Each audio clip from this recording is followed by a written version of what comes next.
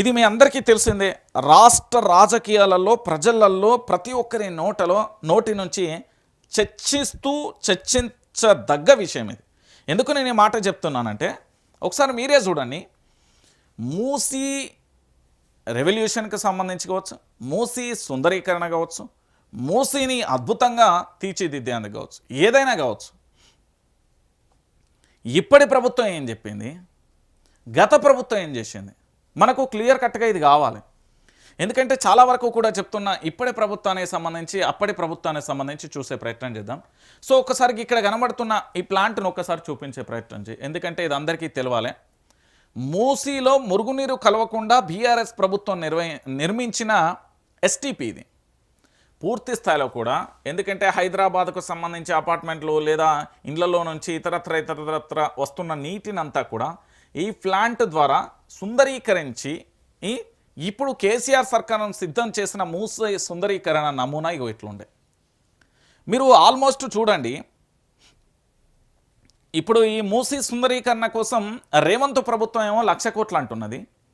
కానీ కేటీఆర్ మాత్రం చాలా స్పష్టంగా క్లియర్గా 16,634 కోట్లు ఉంటే సరిపోతుంది, మూసీ సుందరీకరణను అద్భుతంగా కూడా చేయొచ్చు, మళ్ళీ దాంట్లో ఒక్క ఇల్లును కూడా ముట్టుకోవాల్సిన అవసరం లేదు, ఒక రాయిని కూడా ముట్టుకోవాల్సిన అవసరం లేదు, అక్కడ నివాసం ఉంటున్న ఇండ్లకు నివాసం ఉంటున్న ప్రజలకు హాని చేయకుండా వాళ్ళకు అదే ప్రాంతంలో ఒక మంచి అద్భుతమైన నిర్మాణం చేసి వాళ్ళకు మంచి వాతావరణాన్ని కల్పించవచ్చు అంటూ కేటీఆర్ చెప్తున్న అంశం. ఒకసారి చూద్దాం, ఇది పూర్తి స్థాయిలో ప్రజలందరికీ కూడా తెలియాలి. ఇక్కడ కేసీఆర్ విజన్, రేవంత్ విధ్వంసం. పేదల ఇండ్లు కూల్చి మూసీలో కాంగ్రెస్ రియల్ ఎస్టేట్ దందా చేస్తున్నది. నిజంగా చెప్పాలంటే ఇది రియల్ దందా. చూడు రీదా, 1,50,000 కోట్లు కొట్టేసేందుకు ముఖ్యమంత్రి రేవంత్ రెడ్డి గురి.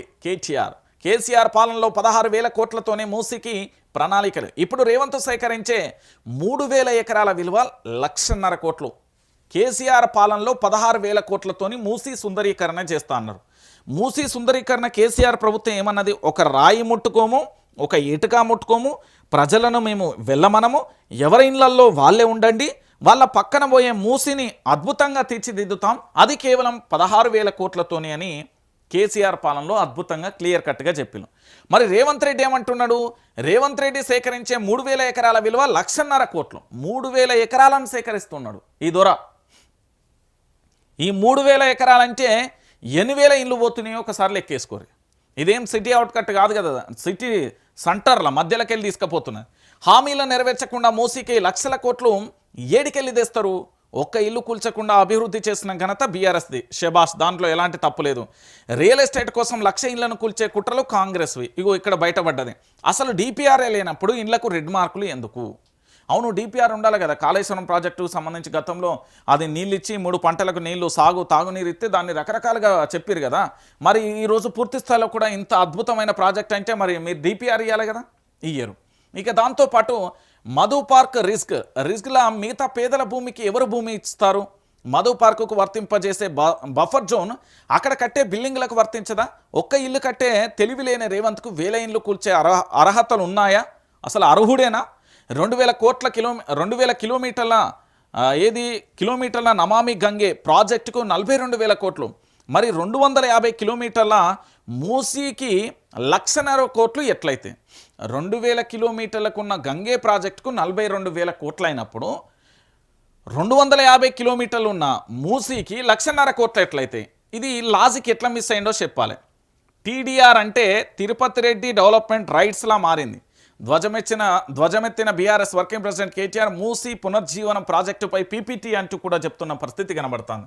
ఇక చూడరు, ఇక్కడ కేసీఆర్ ప్రభుత్వం ఒక ఇంటిని కూల్చకుండా, పేదోడి గుంట భూమిని తీసుకోకుండా, చుక్క మురుగునీరు మూసీలో కలవకుండా వరల్డ్ క్లాస్ డిజైన్తో 16,634 కోట్లతో మూసీ సుందరీకరణకు ప్రణాళికను సిద్ధం చేసింది. మూసీ వెంబడి కేవలం రియల్ ఎస్టేట్ వ్యాపారానికి తెరలేపిన సీఎం రేవంత్ రెడ్డి చేప పేరు చెప్పి చెరువులను మింగే కుట్ర చేస్తున్నారు. 2,000 కిలోమీటర్ల మేర ప్రవహించే గంగానది ప్రక్షాళన కోసం చేపట్టిన నమామి గంగే ప్రాజెక్టు 42,000 కోట్ల ఖర్చు అయితే కేవలం 55 కిలోమీటర్ల పొడవైన మూసీ నది సుందరీకరణకు 1,50,000 కోట్లు ఎట్లా ఖర్చు అయితే మింగనీకైతే ఇంకేముంటుంది అలా?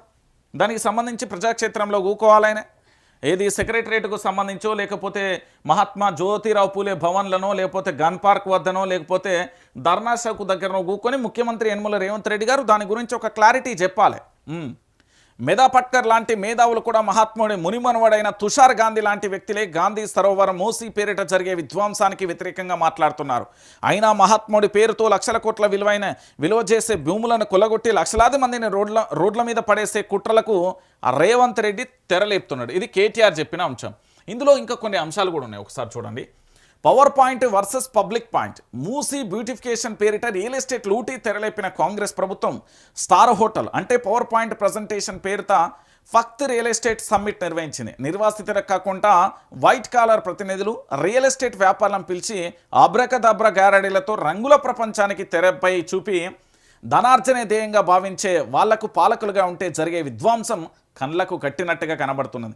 ఇక మరోవైపు మానవత్వం ఉన్న నాయకులు అధికారంలో ఉంటే ప్రభుత్వం మానవీయమైన కోణంలో ఆలోచించి పేదలకు మేలు కలుగుస్తుందనే వాస్తవం బీఆర్ఎస్ వర్కింగ్ ప్రెసిడెంట్ కేటీఆర్ ఇచ్చిన పబ్లిక్ పాయింట్ ప్రజెంటేషన్ సుస్పష్టమైంది. మూసీ డిపిఆర్లో కనీస నిర్వాసితుల అభిప్రాయాలు కూడా పరిగణలోకి తీసుకోకుండా రేవంత్ సర్కార్ నియంతృత్వానికి పోతే నదీ పరివాహక ప్రాంత బాధితుల గోడు స్వయంగా కూడా వారి నోట వెంటే కేటీఆర్ ప్రపంచానికి వినిపించారు. ప్రాజెక్టుతో ఎవరైతే సర్వస్వం కోల్పోతున్నారో వారి మధ్య వచ్చి వాస్తవాలను బయటపెట్టారు. లక్షలాది మంది ప్రజల జీవితాల్లో ముడిపడి ఉన్న మూసీ పునర్జీవనానికి ఒక్క ఇటుక కూడా కూల్చకుండా ఎలా చేసి చూపించాలో ఇందుకు గత బీఆర్ఎస్ ప్రభుత్వం ఏం చేసిందో కులంకషంగా వివరించిండు కేటీఆర్.